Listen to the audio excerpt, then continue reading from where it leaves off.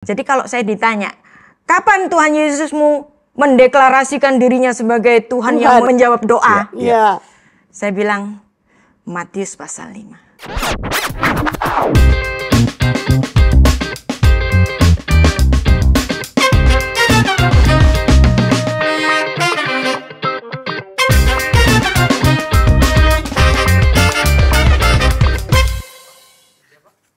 Oh, udah ya?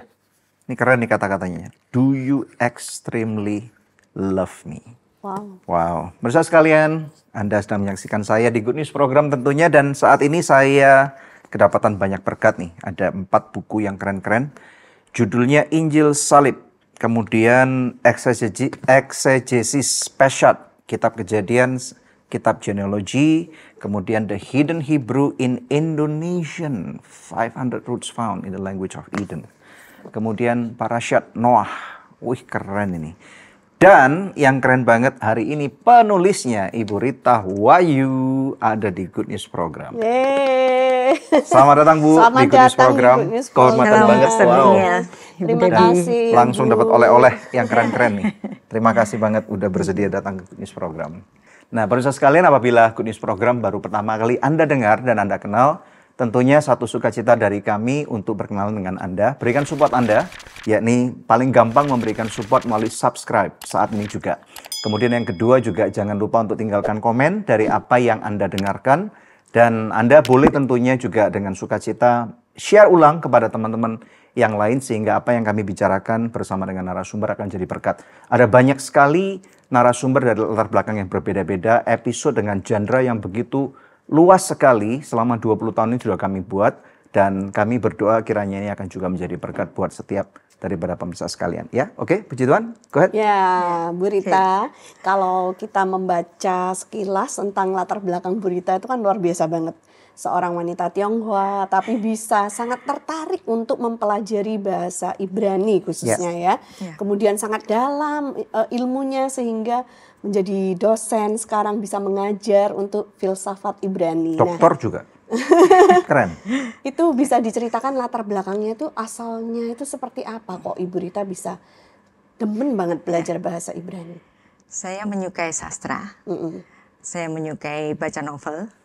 Dan kalau saya baca novel itu, kalau sudah diterjemahkan itu sudah beda. Saya membayangkan Alkitab itu seperti novel. Awalnya itu begitu. Nice.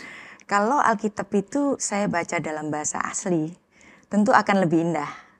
Tapi waktu itu saya pikir kalau di Indonesia ini hanya setiap sekolah STT, itu pelajaran bahasa Ibraninya itu cuma 3 SKS untuk Ibrani 1, Ibrani 2 juga cuma 3 SKS, itu nggak cukup.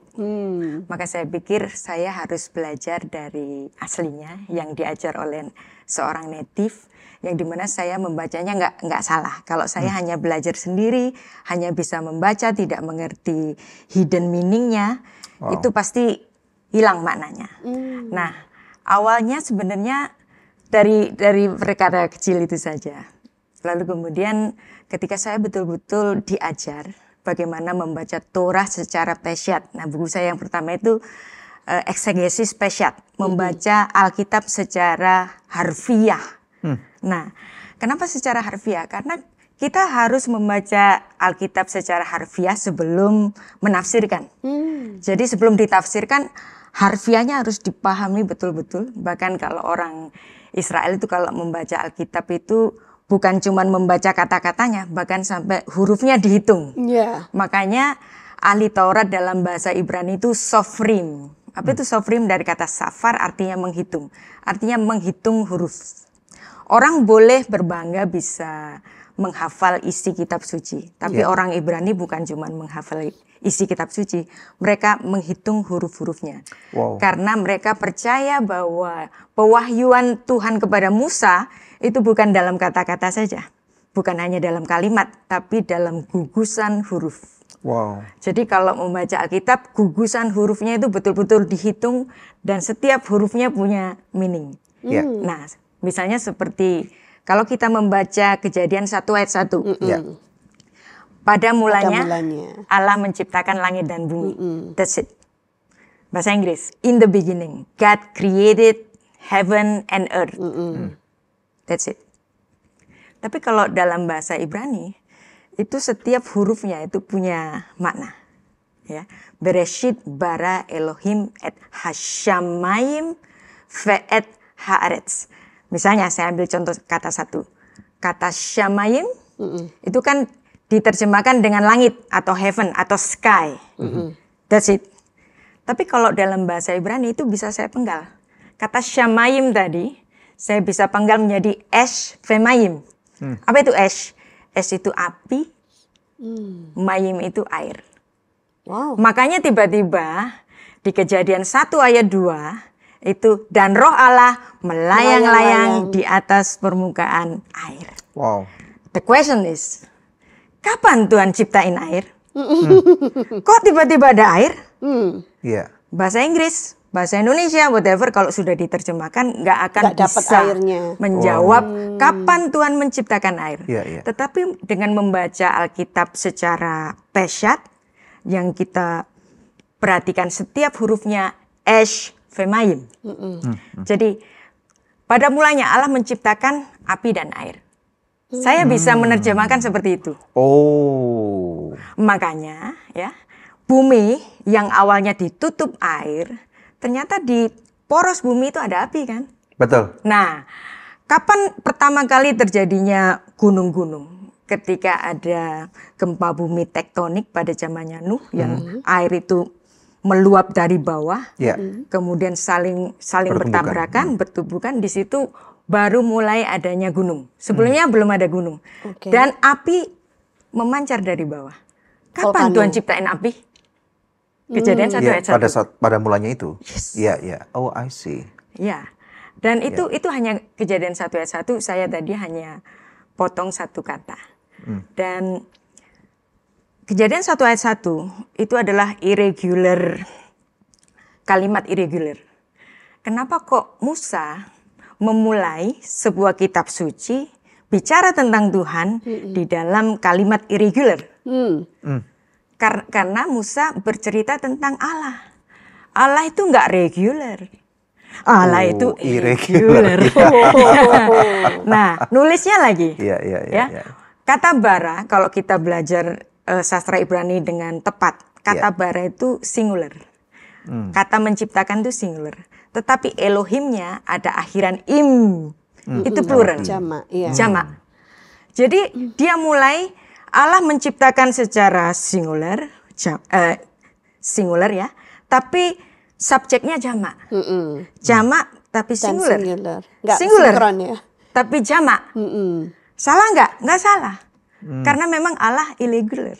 Dan ini bisa kita perhatikan kenapa sebagian Kristen percaya tentang doktrin Trinitas. Iya. Dia 3 tapi 1, 1 tapi 3. Di mana ada nafas Trinitas? Saya bilang Kejadian 1 ayat 1. Wow. Keren. Pemirsa, ini baru permulaan ya. Baru in the beginning loh. The beginning. Bu, saya mau tanya ya. Yes. Setiap kali melihat sosok Rita Wahyu, itu selalu seperti pakai tutup kepala. Atau orang Indonesia bilang hijab. Yeah. Atau jilbab. Kerudung. Ya, atau kerudung. Yes. Nah, apakah Ibu nggak disalah mengerti? Apakah Ibu dari orang Muslim, Yeah. atau orang Islam, atau orang Kristen nih? Membuat orang rada bingung nih. Ibu bisa terangkan dulu nih. Yang biasanya membuat orang salah paham. Iya. Yang sebenarnya mereka sudah tahu sejak kecil. Kalau terima kartu Natal, Bunda Marianya kan pakai kerudung sambil gendong bayinya Yesus. Yes, Tapi kita betul. terbiasa. Tapi begitu lihat saya pakai kerudung, loh kok pakai kerudung? Kaget ya? Artinya kerudung ini adalah pakaian secara budaya. Nah, karena saya mengajar filsafat Ibrani, maka saya juga bersentuhan dengan antropologi budaya Semitik. Ya. Nah, orang Kristen di Indonesia, karena memang kekristenan di Indonesia itu adalah hasil penginjilan dari para misionaris Barat, Ya. sehingga kita melihat Yesus yang Barat. Oh. Dan kita melihat lukisan Yesus yang dari Leonardo da Vinci, Betul. yang kulitnya putih, Matanya hidungnya biru. Hidungnya mancung, wajahnya Eropa. Iya. Nah, tapi kalau kita lihat, kalau Yesus lahir di Bethlehem, Israel, itu kan Asia. Artinya sebenarnya kekristenan itu dari Asia. Wow. Hanya saja orang Kristen memandang kekristenan itu seperti agama Barat. Maka oke, saya sangat menghormati juga teologi Barat karena banyak hal yang baik kita dapat pelajari di situ. Tapi kalau kita juga mempelajari teologi Barat dan teologi Timur, kita akan lebih kaya untuk memahami Tuhan. I see.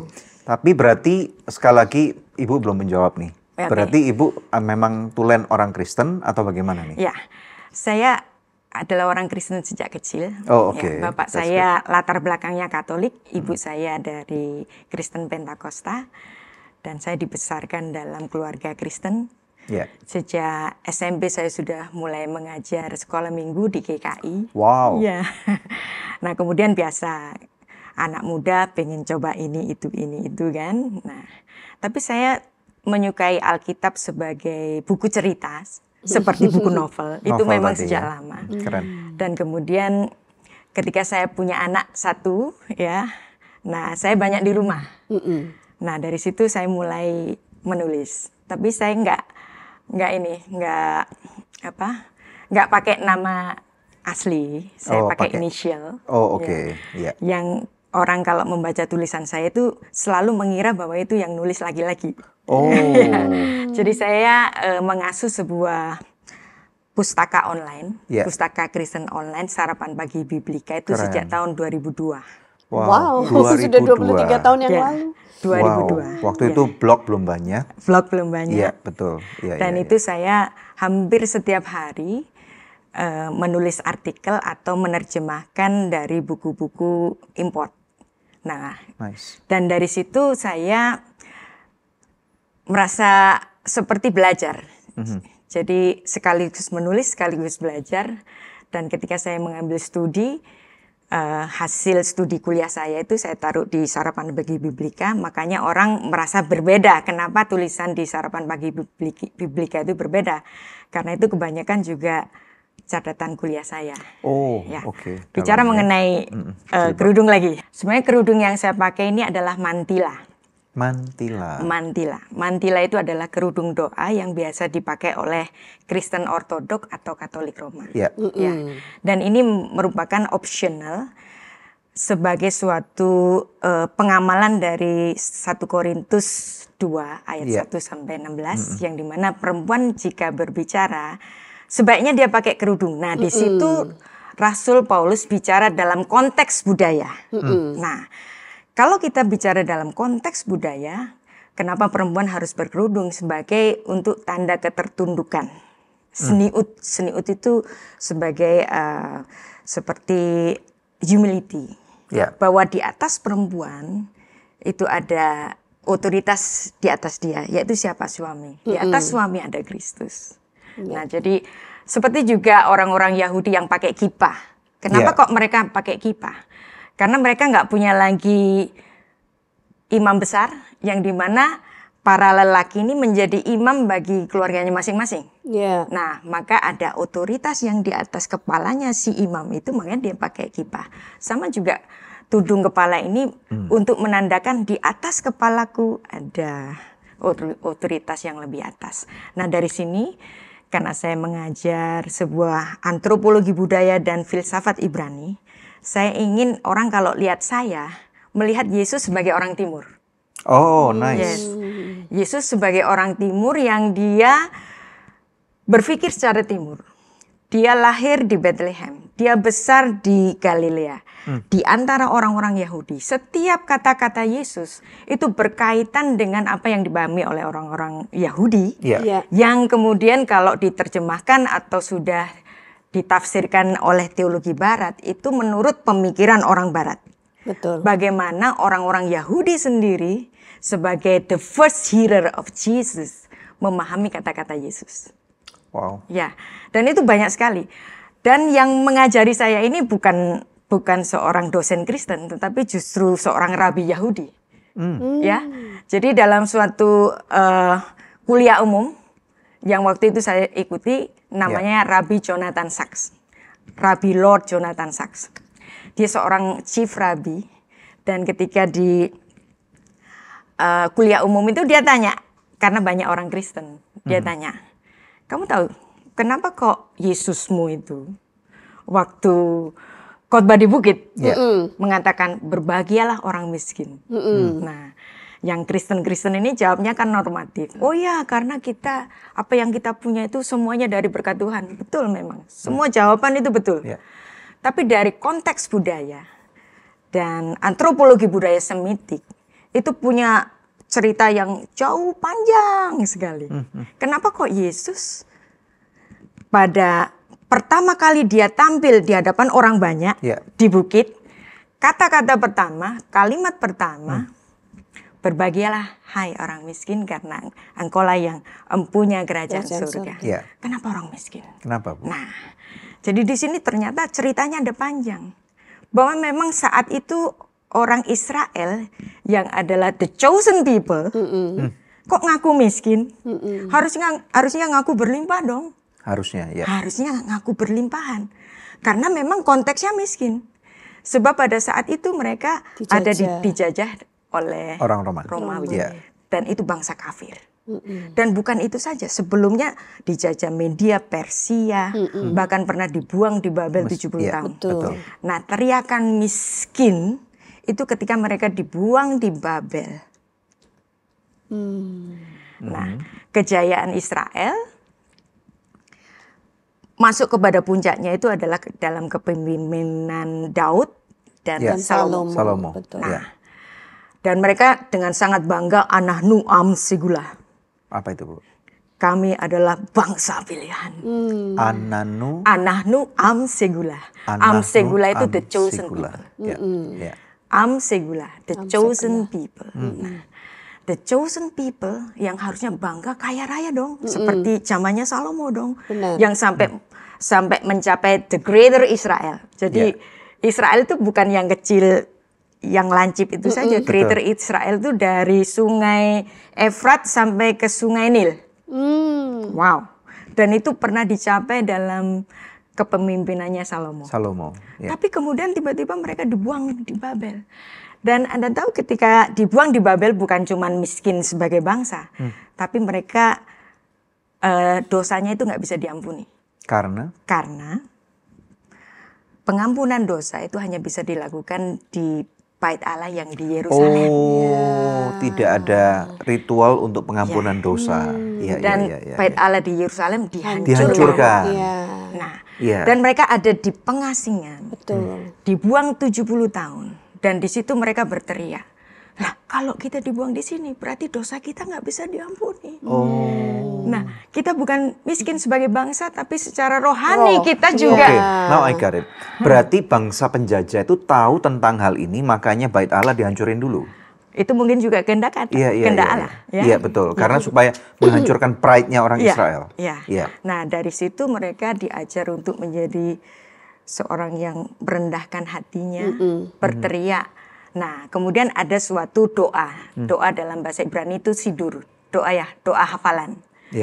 Nah, doa hafalan mereka itu judulnya Hineni Heani Mimaas. Ini aku Tuhan, orang miskin yang melayani. Bayangin kata-kata ini diucapkan dalam pembuangan di Babel 6 abad sebelum Yesus lahir di dunia. Nah, kemudian mereka setelah Kores mengadakan dekrit pulang, bangsa Israel pulang, ternyata bangsa Israel pulang tidak sebagai bangsa merdeka. Mereka tetap dikuasai Media, Persia, kemudian Makedonia, Alexander Agung, dan kemudian datang bangsa Romawi sampai zaman Yesus. Berarti teriakan tadi Hineni, Heani, Mimaas, dan yang mengucapkan ini seorang Hazan. Apa itu Hazan? Hazan itu seperti song leader. Jadi song leader itu sebelum memimpin ritual, ngomongnya gitu. Ya, doanya itu kami orang miskin. Kasihan juga ya. Nah, jadi doa yang 6 abad ini sudah mendarah daging. Mendarah daging. Dan mereka juga nungguin Shekinah, kehadiran Allah di kemah, itu kan juga absen. Udah nggak ada lagi. Nah, jadi mereka betul-betul miskin. Wow. Jadi di situ memang Rabbi Jonathan Sacks tidak bicara sedetail saya. Tetapi ketika dia bicara mengenai pembuangan di Babel dan orang Israel menjadi miskin, di situ saya menjadi bergetar. Wow. Dan sejak saat itu saya ngefans sama Rabbi Jonathan Sacks yang walaupun dia seorang Yahudi rabbinik, tetapi ternyata dia punya pemikiran mengenai perjanjian baru yang nggak pernah dipikirkan oleh orang Kristen. Wow. Nah dari Iya, iya, situ saya berpikir, nah itu awal-awal saya belajar. Iya. Dari situ saya berpikir, maka orang Kristen harus banyak belajar tentang sejarah dan antropologi budaya. Setuju. Bahwa ternyata pembicaraan Yesus bukan sekedar sederhana, berbahagialah orang miskin, aku adalah pemberi berkat, that's it. No. Iya, iya. Ternyata ceritanya, sejarahnya itu sangat panjang sekali. Wow, wow. Nah, kalau kita baca ucapan Tuhan Yesus, kalimat pertama yang keluar di mulutnya sebagai Allah yang inkarnasi. Wow. Jadi kalau saya ditanya, kapan Tuhan Yesusmu mendeklarasikan dirinya sebagai Tuhan yang menjawab doa? Iya. Saya bilang, Matius pasal 5. Yang khotbah di bukit itu. Khotbah di bukit. Iya.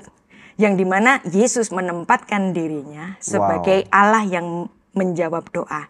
Hei orang Israel, kamu 6 abad berteriak, kami orang miskin, aku orang miskin Tuhan.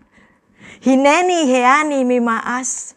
Terus kemudian Tuhan Yesus sebagai Allah yang menjawab doa. Hei kamu orang miskin, kamu adalah yang empunya kerajaan Allah. Wow. Wow. Bayangin kalau kita saat itu orang Yahudi mendengar itu. Lain pasti rasanya ya Bu ya. Rasanya Iya. pasti lain. Iya benar. Pasti akan nangis. Nah, keindahan semacam ini itu hanya bisa dipahami ketika kita tahu antropologi budaya Semitik. Wow, keren.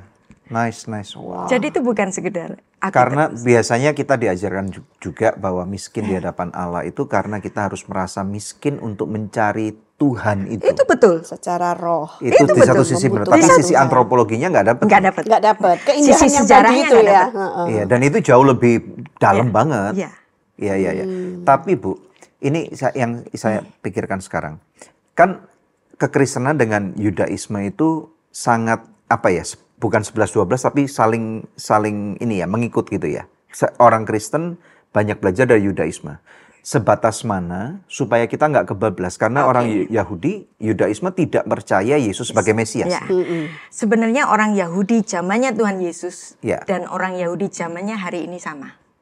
Ada sebagian yang percaya Yesus, ada sebagian yang tidak Percaya. Salah satunya Nikodemus. Ya, salah satunya Nikodemus, Yusuf Arimatea, Betul. dan 12 murid Yesus, Iya. semuanya 70 murid Yesus, betul. semuanya orang-orang Petrus Yahudi. dan iya, betul. Nah, hari ini juga begitu. Ya, teman-teman saya yang di Israel Bible Center, Ya. orang-orang Yahudi, mereka walaupun tidak mengatakan kami mesianik, tapi mereka orang believer. Mereka lebih suka disebut tetap Jewish tapi believer. I see. Tidak harus dikasih label mesianik. Nah, ada juga yang tetap setia kepada tradisinya. Yeah. Nah, seperti Profesor Isaac Mosesen yang saya menulis buku, Yeah. itu dia seorang Yahudi rabbinik yang ortodoks. Yang Jadi ortodoks ya. yang belum menerima Yesus sebagai Mesias. Dan buat saya kalau Yahudi, keyahudian itu seperti ibu kita. Walaupun bagaimanapun Yesus itu lahir sebagai orang Yahudi. Yes. Iya. Dan orang Kristen juga harus paham mengenai Torah. Nah, dan juga kata-kata Yesus yang berkaitan erat dengan masyarakat budaya Yahudi kala itu, maka orang Kristen harus paham Yahudi dan tentu saja kekristenan lahir dari keyahudian. Nah, Iya. makanya Yahudi itu ibu kita kalau saya bicara. I see. Yahudi itu ibu kita, kemudian Katolik dan Ortodoks itu saudara tua kita. Katolik dan Ortodoks ya. Nah, kita semua bisa sebenarnya dirangkul bersama-sama di dalam satu rangkulan yaitu percaya Torah. Karena masing-masing dari kita itu mengagungkan Torah. Ya, memang ada perbedaan antara orang Yahudi dengan Kristen.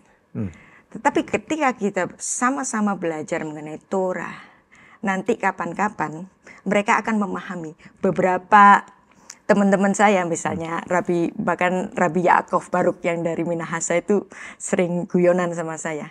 Apa sih bedamu sama aku? Gitu. Kamu kan nungguin Mesias yang Mesias. datang kedua Ya. kan? Iya. Nah, aku datang yang pertama. Aku nungguin Mesias datang pertama kali. Terus nanti kalau Mesias itu benar datang di zaman kita nih, Ya. gitu. Terus nanti kita tanya ya, namamu Yehoshua bukan? Iya, Jadi iya. sebenarnya kita sama-sama nungguin Mesias yang datang. Dia yang pertama, kita yang kedua. Dari situ kita bisa bicara bersama-sama kok. I see. ya. Apakah berarti karena orang Yahudi sudah lebih dalam tanda kutip, karena kan dia Yudaismenya itu Ya. sudah dari berabad-abad kan, Ya. dari generasi ke generasi. Sedangkan kita yang termasuk orang-orang dari luar atau kafir atau Gentile sini, karena kita belum tahu makanya dikenalkan lebih mudah melalui Yesus. Apakah Ya. seperti itu? Sebenarnya kita bisa bercerita tentang Yesus dari mana saja. Dari Ya. Torah pun demikian. Karena toh sebagian orang Yahudi juga ada yang percaya Yesus, ada yang kekeh enggak gitu kan. Ya. Nah itu soal pilihan. Zamannya Tuhan Yesus pun lihat Allah yang inkarnasi sendiri pun bisa nggak percaya kok. Apalagi Oh. saya yang bicara gitu kan. Nah tapi Betul. ketika dia memberikan hatinya untuk menerima penebusan itu dengan jalan yang sangat simpel, hanya percaya. Tapi itu untuk percaya kan bisa menjadi sulit sekali. Nah, Betul. makanya di sini saya suka bicara dalam konteks yang apa sih bedamu dengan aku? Nggak beda kok. Kita sama-sama percaya Torah, maka saya lebih banyak bicara tentang Torah karena di Torah pun bicara mengenai penebusan dosa, bahkan itu sejak kitab Kejadian. I see. Ya. Ya, nah Bu saya mau bertanya juga karena banyak sekali kalau kita lihat sekarang gereja-gereja ini yang belum mengerti Alkitab secara konteks aslinya, Iya. digali dalam bahasa aslinya begitu ya Bu. Secara budaya juga seperti yang Bu Rita bilang kan banyak dipengaruhi oleh Injil yang dari barat Iya. gitu. Misalkan ini yang saya tahu ya Bu ya, ketika pendeta-pendeta di gereja berkhotbah tentang wanita Samaria, Yes. itu saya dengar banyak sekali judgement bahwa Yes. wanita Samaria ini bukan wanita baik-baik, dia udah menikah 5 kali, kawin cerai gitu kan. Bahkan yang ke-6 itu bukan suaminya Iya. gitu kan. Jadi menghakimi bahwa wanita ini bukan wanita baik-baik. Padahal saya pun pernah belajar bahwa sebenarnya dia ini adalah wanita yang malang gitu kan ya. Nah tapi kalau saya sendirian yang menyuarakan kok ya capek juga ya kalau harus mengoreksi setiap pendeta yang berkhotbah Konteksnya salah apa? itu bagaimana Secara Bu? eksegesis bagaimana? Oke, tafsir itu boleh berbeda, namanya juga tafsir. Dan orang Yahudi itu punya pemahaman 70 wajah Torah.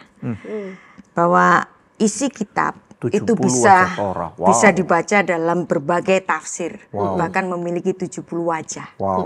Nah itu ketika orang bertafsir seperti itu ya nggak apa-apa itu tafsir. Tetapi bagaimana kalau suatu tafsir yang didasarkan dengan antropologi budaya Semitik? Alright. Apa yang terjadi pada perempuan itu? Perempuan Semit yang nggak punya anak itu disebut akara. Akara. Akara. Seperti kata bahasa Indonesia akar. Akara itu tercabut dari akar. Jadi perempuan kalau nggak punya anak tercabut dari akar. Dan itu merupakan hal yang sangat memalukan. Zaman itu ya? Zaman itu. Maka seorang suami, kamu nggak bisa ngasih aku anak.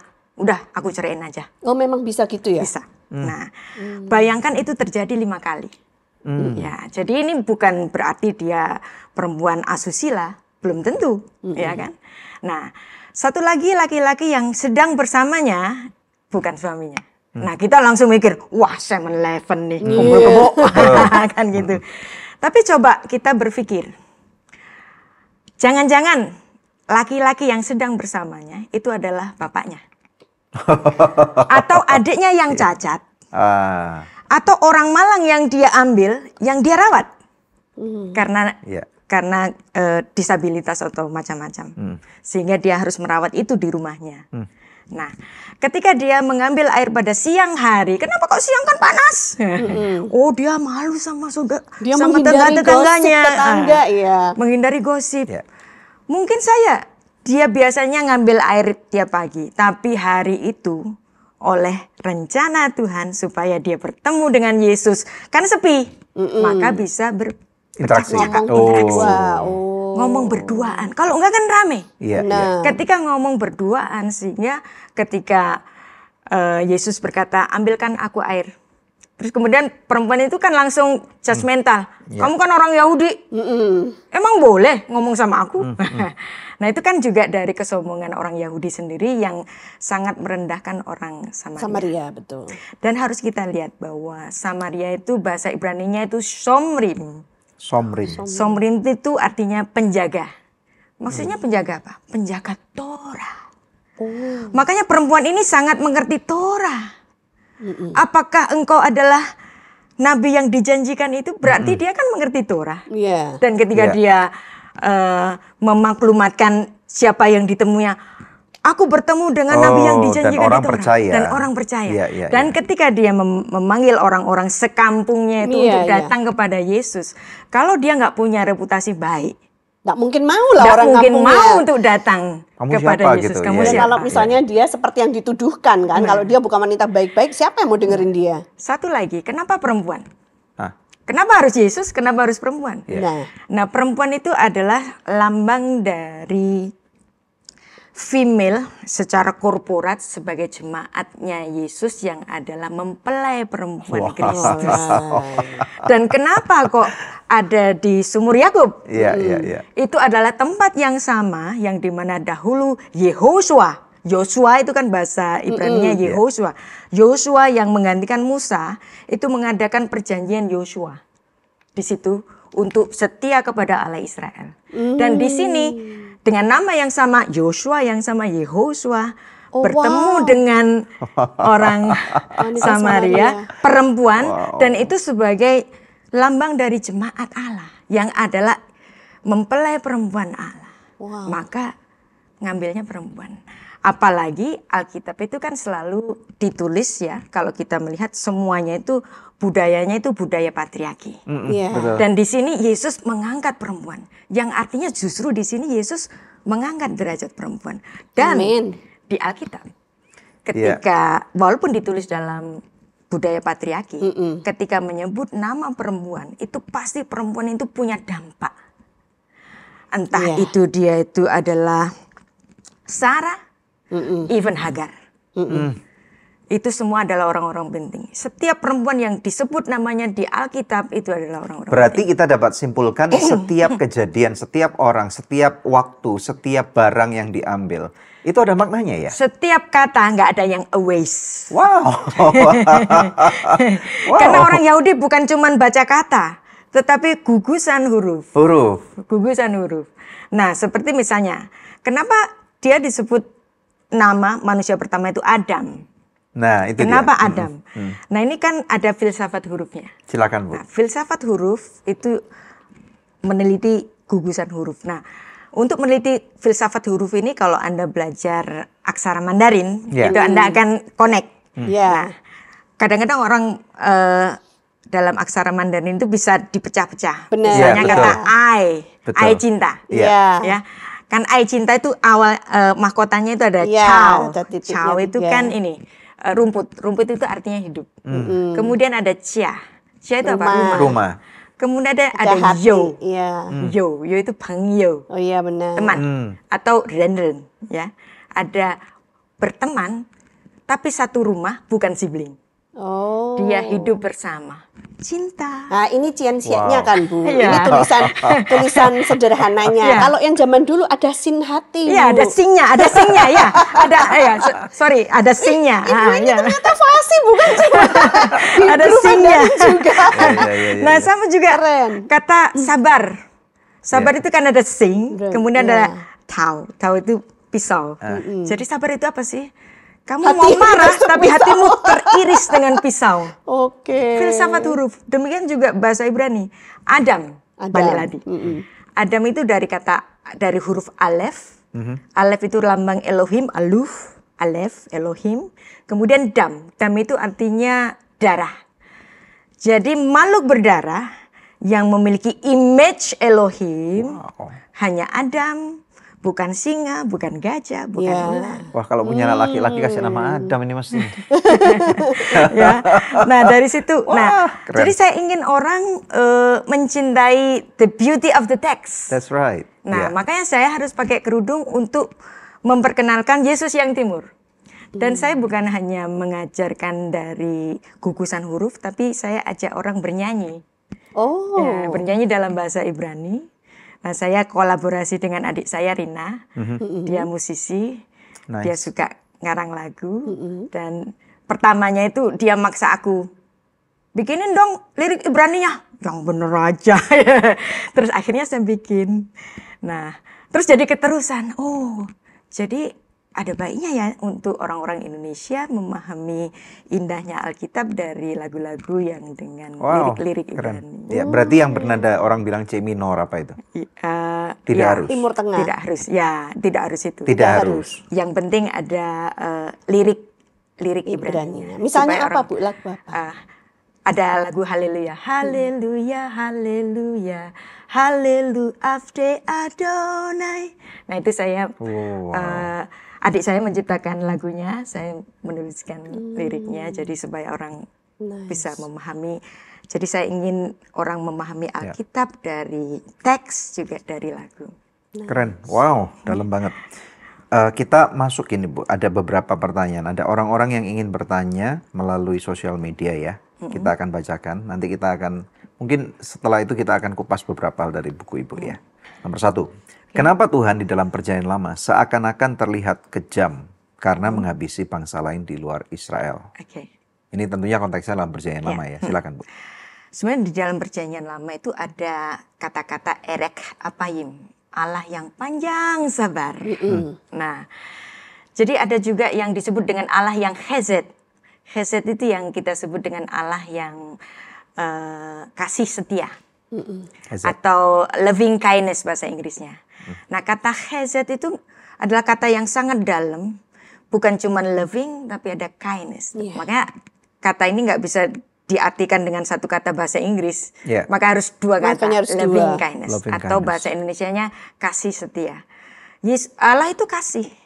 Dan sebenarnya ketika Adam berdosa, Allah itu manggil Adam, Adam di mana kamu? Nah, itu kan bukan soal tanya di mana kamu. Untuk tahu di mana kamu tentu saja Allah Maha tahu. Yes. Dia lagi sembunyi. Iya. Itu tangisan Allah. Jeritan hati Tuhan. Jeritan hati Tuhan. Ya. Kamu kok nggak ada? Kamu kok jauh dari aku? Karena kamu berdosa, kamu nggak bisa lagi dengan aku. Ketemu aku. Nggak bisa ketemu aku. Dan nggak ada kata kutuk kepada Adam. Nah, kemudian ada banyak sekali Tuhan mengampuni dosa. Ketika Musa melihat bangsanya itu lagi nyembah lembu emas, ya, kan Tuhan marah. Betul. Aku mau habisin bangsamu itu. Mereka melakukan hal yang tidak senonoh. Baiklah, aku menghabisinya dan aku mulai Dari kamu. dari kamu saja. Tapi Musa bilang, engkau kan panjang sabar. Iya. Gimana Tuhan? Kalau mereka semua mati, kita kan nanti dikatain sama orang-orang Mesir. Betul. Udah jauh-jauh dibawa pergi dari Mesir untuk dibunuh di padang gurun ini. Nanti apa kata mereka? Lebih baik aku aja yang mati. Nah, kemudian apa? Menyesallah engkau Tuhan. Dan Tuhan menyesal. Ya. Dan artinya memang Tuhan panjang sabar. Dan kata panjang sabar, nah ini bedanya. Orang kalau mendengar saya mengajar filsafat Ibrani itu pikirannya kayak ngomong yang bulat dengan bahasa tinggi yang sulit. Filsafat itu justru dapat mengkomunikasikan dengan hal-hal yang sederhana. Inilah filsafat Ibrani bedanya. Jadi Allah yang panjang sabar ya itu erek apayim. Erek itu panjang, apayim itu hidung. Ya. Nah, orang Ibrani kalau bicara marah itu af. Af itu hidung. Af. Hidung. Jadi kalau kita marah itu kan nafasnya tersengal-sengal. Betul. Marah aku sama dia. Iya. Ya, dia kan tersengal-sengal. Jadi itu menghidung. Tapi kalau seorang ibu bayangin sayang sama anaknya, mecahin vas yang antik, yang harganya tak ternilai, tiba-tiba dipecahin anaknya. Dia sayang sama anaknya. Vas mahal oke. Antik oke. Tapi aku sayang anakku. Maka dia hanya Ngelus dada. ngelus dada. Erek apaim. Narik nafas panjang. Jadi dia tidak tersengar-sengar dengan hidungnya. Itulah Tuhan. Dan itu dituliskan di Perjanjian Lama. Dan memang ada beberapa hal yang memang orang Israel itu harus dididik, harus didisiplin. Nah, kadang disiplin harus menggunakan tongkat dan maka ada kematian. Dan kalau disiplin ini di Perjanjian Lama ada, sebenarnya di Perjanjian Baru juga ada dong. Ananias dan Safira. Jadi terhadap suatu kekudusan Tuhan bisa sangat saklek, sangat strict, nggak main-main. Tapi kasihnya sama. Ada orang yang bertanya tadi tentang Musa itu, apakah berarti Tuhan itu yang diatur oleh Musa? Nah, ini namanya, ini hebatnya. Jadi karena Musa itu tahu, Tuhan kan engkau sayang aku, ya. Engkau kan maksahen beinai, katanya engkau maksahen, engkau mendapatkan kasih karunia, aku mendapatkan kasih karunia di matamu. Kenapa engkau tidak melakukan itu? Aku aja yang mati.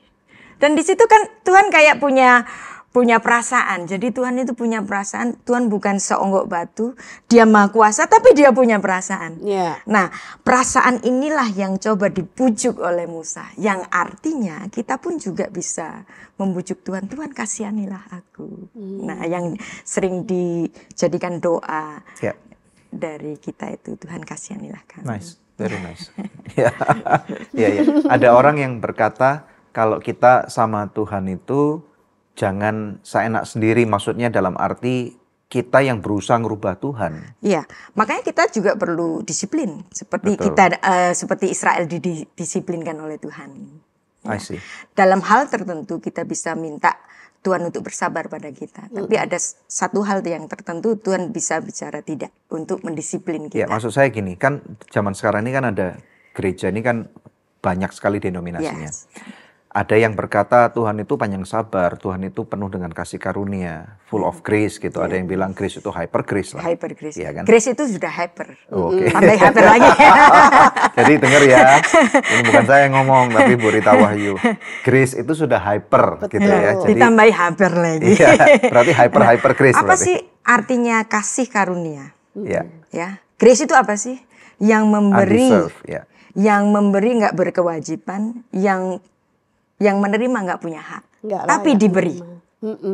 Terus kita masih pengen hyper lebih dari ini. Nah, kebangetan deh. Tapi sebutan hyper grace itu kan tidak diklaim oleh orang-orang penganut grace itu sendiri. Tapi orang-orang yang melihat bahwa orang-orang ini kebablasan. Nah, gimana Bu? Nah, apapun yang kebablasan itu memang nggak baik. Makanya kita perlu belajar Alkitab secara mendalam. Jadi mesti tahu boundary-nya ya, batasnya. Ketika ada istilah-istilah baru, ada ajaran-ajaran baru, kita nggak usah kagetan. Kita dengan hikmat. Apa plus minusnya? Nah, apa plusnya? Ya, mungkin untuk petobat baru bolehlah kata-kata itu. Tapi untuk yang sudah lama Kristen, apa perlu untuk mengikuti hal itu? Kita tahu Tuhan itu kasih kan? I see. Nah, jadi kalau tadi ada orang berdoa itu, apakah boleh kemudian kita memelas kepada Tuhan? Karena tadi itu yang tadi saya sampaikan, kalau kamu berdoa sama Tuhan, bukan kamu yang ngatur Tuhan, hatimu yang harus berubah kepada Tuhan. Tapi di satu sisi yang lain, di gereja lain berkata bahwa kita boleh kok memelas kepada Tuhan, kita ini anak. Gitu. Ibu paham ya maksudnya? Doa itu memang bisa juga dalam artian mengemis. Doa juga bisa dalam artian, bisa. Tapi bukan berarti hanya mengemis. Nah, makanya saya sering untuk bicara mengenai hal ini. Untuk kita yang sudah lama Kristen, yang sudah ingin dewasa dan sudah merasa dewasa. Kalau engkau merasa dewasa, baca Mazmur 23. Tuhan adalah gembalaku. Tuhan adalah gembalaku, tak akan kekurangan aku. Coba baca dalam bahasa Inggrisnya. I shall not want. I shall not want. Kalau itu diartikan secara bahasa Indonesia bebas apa? Aku tak perlu ingin. Tak membutuhkan. Aku nggak perlu ingin. Kenapa Kak perlu ingin? Nggak perlu apa-apa maksudnya. Karena Tuhan gembalaku. Dan bahasa Ibraninya Adonai Roy, lo eksar. Aku tidak akan berkekurangan. Aku tidak akan menginginkan sesuatu. Karena kalau Tuhan itu menjadi gembala kita, sebenarnya Tuhan itu yang melayani kita. Ketika Tuhan menjadi gembala kita, Tuhan yang melayani kita, dan itu dicewantahkan secara harfiah oleh Yesus sebelum dia memulai masa sengsaranya. Apa yang dilakukan oleh Tuhan Yesus? Membasuh kaki murid-muridnya. Wow. Dan ketika Yesus membasuh kaki murid-muridnya, apa yang dilakukan oleh Yesus? Dia harus menekukkan lututnya untuk membasuh kaki muridnya. Nah, kata lutut dalam bahasa Ibrani, makanya ini Yesus perjanjian baru ditulis dalam bahasa Yunani. Ya. Tetapi kita harus ingat, yang nulis bahasa Yunani ini Yohanes. Yohanes orang mana? Orang Yahudi. Maka dia berpikir secara Yahudi. Betul. Dalam penulisan ini. Grikanya, Walaupun dia menulis dalam bahasa Yunani. Makanya sastra perjanjian baru itu bukan sastra Helenistik, tetapi sastra Judeo-Grik. Judeo-Yahudi, Griknya Yunani. Very nice. Jadi bahasanya bahasa Yunani, betul, tapi pemikirannya Masih Yahudi. pemikiran Yahudi. Makanya Judeo-Grik. Dan ketika Yesus menekukkan lututnya, itu adalah arti harfiah dari berkat itu. Kata berkat, ya, berkat itu kan serapan dari bahasa Arab. Bahasa Arab mirip dengan bahasa Ibrani. Ya, Ya, banyak karena, kemiripan juga ya memang. Karena satu rumpun atau sister language. Nah, kata berkat bahasa Ibraninya barak. Dan itu lekat dengan artinya dengan lutut, berek. Lutut itu berek. Berkat, barak. Jadi jika seseorang memberkati, memberikan berkat, itu bukan cuma memberikan uangnya atau apanya. Dia sedang menekukkan lututnya. Makanya kalau ada barahi et nafshi, bless the Lord of my soul. Yeah. Itu kan bless the Lord of my soul. Artinya kok mungkinkah kita memberkati Tuhan? Nggak mungkin dong. Nggak Tuhan mungkin sudah kan? lebih dari Harusnya kecukupan. kalau kita berpikir harusnya yang lebih tinggi memberkati yang lebih rendah. Yeah. Tapi yang lebih rendah memberkati yang lebih tinggi mungkin nggak kalau dalam artian tekuk lutut? Mungkin. Jadi ketika kita bless the Lord, aku sedang melututimu Tuhan. Bersujud maksudnya. Bersujud padamu Tuhan. Dan ketika Tuhan memberikan berkatnya kepada manusia, itu seperti Allah inkarnasi Yesus Kristus. Menekukkan lututnya, membasuh kaki murid-muridnya, maka di situ ada hubungannya dengan Mazmur pasal 23. Kalau Tuhan saja mau menekukkan lututnya, kita masih minta yang remeh-temeh. Tuhan, Tuhan, jatuh tempo nih utang. Kontrakan habis. Ngeridil bahasa Jawanya. Ya, mintanya ngeridil. Apa perlu? Tapi bagi ibu nggak perlu, tapi bagi mereka kan perlu. Ya, bagi orang-orang yang makanya kita kan tergantung level iman orangnya makanya sampai mana. di Mazmur pasal 23 itu adalah ketika Mazmur itu ditulis di dalam level titik kerohanian Daud yang tertinggi. Iya. Oh. Jadi iman orang itu bertumbuh. Perjalanan. Iya. Tetapi pada saat yang tertinggi dia bisa berkata, kalau Tuhan adalah gembalaku, I shall not want. Dia sudah menekukkan lututku. Amin. Dan itu diperagakan secara harfiah oleh Yesus Kristus sebelum dia mengalami sengsaranya. Nah, kalau kita tidak memiliki pandangan secara antropologi budaya Semitik seperti ini, nggak dapat ya, indahnya nggak dapat, ya, nggak salah sih. Oh ya, Yesus adalah merendahkan dirinya untuk membasuh murid-muridnya. Tapi kita nggak dapat bahwa barak. Wow. Memberkati itu menekukkan lutut. Jadi Tuhan yang melayani kita. Ya, ini kami merasa seakan-akan khotbahnya banyak salah. koreksi ya Iya. ini. Iya, berarti kita semua lagi belajar. Jadi sama kayak hamba Tuhan. Sahabat apa kamu hamba Tuhan? Melayani Tuhan. Melayani gimana? Tuhan menekukkan lututnya untukmu. Jadi pelayanan yang gimana yang kok bangga-banggakan itu? Tuhan menekukkan lututnya untuk kita. Iya, wow. Ya, ini tadi nyambung juga. Kenapa kok di perjanjian lama juga hakim-hakim, raja-raja itu dengan gampang kemudian menghabisi bangsa-bangsa lain gitu loh. Nah, Itu kan brutal banget. satu konteks tertentu, ketika orang Israel masuk ke tanah Kanaan, Kanaan itu dipenuhi dengan orang-orang yang ungodly, ya, yang dimana kalau mereka itu berhubungan dengan orang-orang Israel ini, bahkan nanti kalau sampai kawin campur, itu nanti akan mengendorkan keimanan mereka. Maka untuk konteks perang suci kala itu memang diharuskan pada saat itu. Jadi, tapi konteks ini nggak bisa diterapkan kepada semua hal, maka kita harus melihat itu kontekstual sekali. Pada saat itu Pada karena saat mau itu. masuk tanah perjanjian. Yes. Ya. Karena bangsa-bangsa yang sedang tinggal di sana Kalau tuh enggak, melambangkan dosa gitu ya Bu ya. Kalau enggak nanti terjadi seperti yang ditulis di dalam Kejadian pasal 6, terjadi suatu kawin campur, orang semuanya menjadi dursila, melawan Tuhan, hanya Nuh saja, maka Tuhan harus Air bah. memberikan air bah untuk Ya. supaya mereka mati. Keren. Di Alkitab kan nanti banyak, ini dalam pemikiran saya ada banyak, cuma saya harus menyelesaikan ini sekarang ini ya. Istilahnya gini, apalagi tadi kan dikatakan di Alkitab itu juga dikatakan Tuhan melarang kita untuk membunuh. Yes. Padahal Tuhan memerintahkan untuk membunuh. Ya. Nah, bagaimana menjelaskan? Kontekstual. Kontekstual ya. Iya. Oke. Sekarang nomor 3. Apakah liturgi dalam gereja itu lebih penting dari hadirat Tuhan? Terkadang banyak liturgi gereja membatasi jemaat untuk merasakan atmosfer Tuhan. Nah, atmosfer Tuhan itu juga kontekstual. Tergantung musiknya enak apa enggak. Sound systemnya enak apa enggak. Untuk konteks hari ini loh ya. Oh iya ya. Oke. Nah, jadi ini suatu pertanyaan yang sangat kontekstual yang saya nggak perlu jawab. Dan kita tahu kehadiran Tuhan tentu saja lebih penting daripada liturgi itu sendiri. Iya, Betul. betul. Tapi liturgi diperlukan kadang-kadang Ya. untuk menata supaya ya. 1,5 jam sampai 2 jam Ibadahnya, selesai. iya. Apalagi ada gereja sampai 5 kali ibadah. Iya. Nanti pas pulang masuknya Harus kacau. ada manajemen yang Iya, benar. betul. Dalam konteks itu ya. Ya, Oke.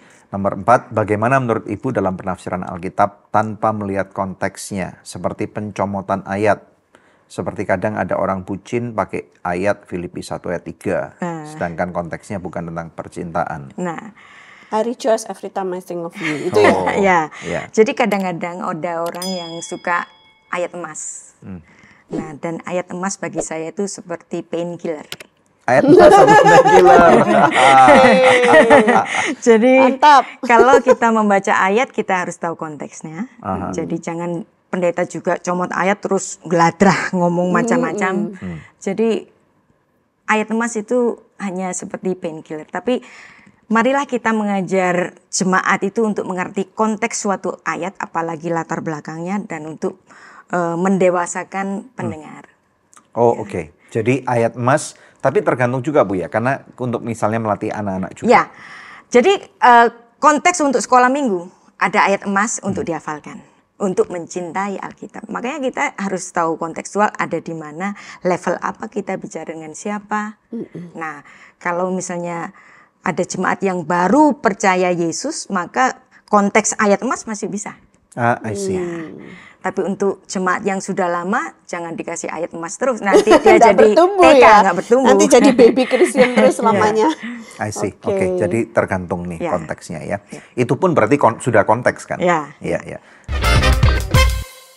So Good Susu Steril kemasan baru 100% Indonesia. So Good Susu Steril, cara enak bikin body enak. So Good Susu Steril, 100% Indonesia, 100% ngenakin. Nah, berikutnya, mana lebih penting dari memuaskan hati jemaat atau memuaskan hati Tuhan? Tentu saja dia tahu jawabannya. Ya, banyak kita lihat pengajar hanya untuk memenuhi ego manusia ketimbang memenuhi kebenaran firman Tuhan. Bagaimana menurut pendapat Ibu? Tentu saja dia sudah tahu jawabannya. Mungkin saya pertajam pertanyaannya Oke. gini ya Bu. Kadang itu ada hamba-hamba Tuhan ketika mau menyampaikan khotbah, mereka harus melihat kebutuhan jemaat. Yes. Apa yang jemaat butuhkan. Nah, tapi sedangkan mungkin kalau mau nurut sama Tuhan, nggak menjawab kebutuhan itu. Jadi itu mana yang diprioritaskan? Dan Apakah yang memang banyak yang hanya mengkhotbahkan motivasi angin surga. Kadang-kadang- Motivasi angin surga. Definisinya apa sih Bu? Motivasi angin surga Ya, Bu? kalau misalnya usahamu akan berhasil, Oh, Tuhan iya. akan memenuhi engkau dengan kekayaannya. Nah, kan ada ayatnya di Filipi pasal 4, ya kan? Tetapi oke, itu sometimes oke.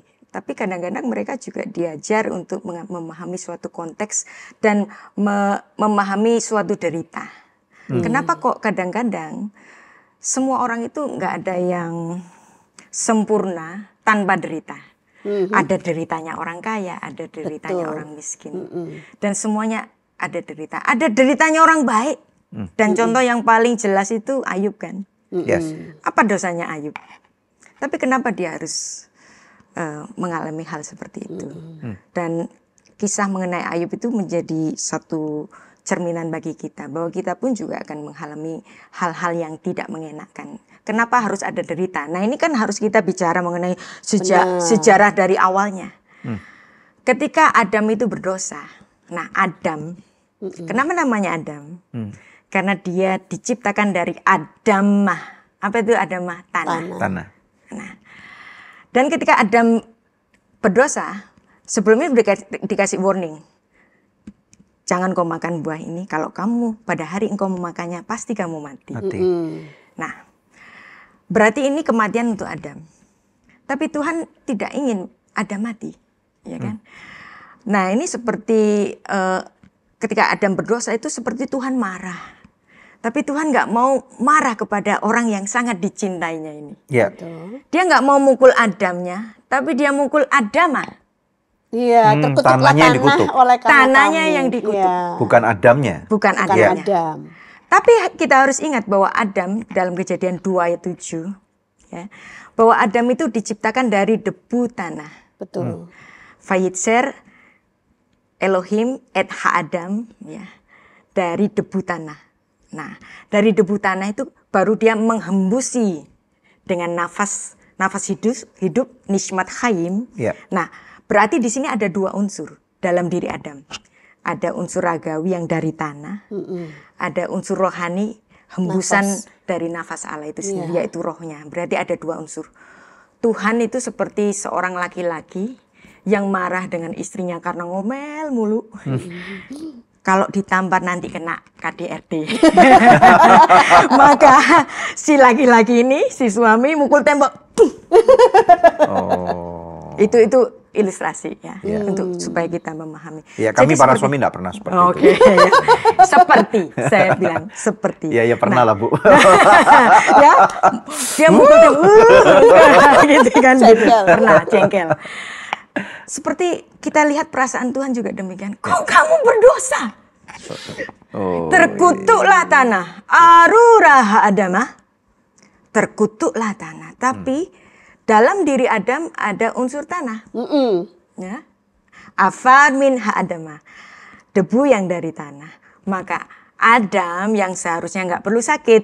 Benar. Adam yang seharusnya nggak perlu menua, tapi dia menua sakit mati. Ya. Adam 930 tahun. Iya. Wow. Metushalah 1000. 969. Terus kemudian Nuh 950 tahun. Abraham 175, makin pendek. Makin Iya. pendek. Kenapa kok makin pendek? Musa 120, bahkan Daud 70 tahun. Kenapa makin pendek? Pendek lama-lama menderita. Nah, ini bisa kita lihat bahwa memang Adam diciptakan dengan unsur yang sangat sempurna sehingga dia bisa berumur panjang, tetapi keturunannya ini kan makin menurun. Iya. Bahkan sampai hari ini Musa aja mengatakan umur kami 70 tahun, 80 itu kalau kuat. Iya. Setelahnya hanya Penderitaan. Wow. Nah, dari situ itulah unsur tanah di tubuh kita yang dikutuk oleh Tuhan sejak Kejadian 3 ayat Iya. 17. Nah, dan itu kutukan itu nggak pernah dicabut. Kenapa kutukan ini nggak pernah dicabut? Karena dari sinilah Tuhan melakukan penebusan. Jadi siapapun kita, mau baik, mau nggak baik, mau kaya, mau miskin, punya deritanya sendiri karena kaki kita masih nginjak di tanah yang dikutuk oleh Tuhan, yang kutukannya belum pernah dicabut. Makanya di situ nanti ada di Pengkhotbah 12 ayat 7, debu kembali menjadi debu, roh kembali yang menciptakannya. Nah, dari situ kita dapat mengerti bahwa siapapun kita, mau di posisi apapun, ada deritanya masing-masing. Even orang baik punya deritanya masing-masing. Keren.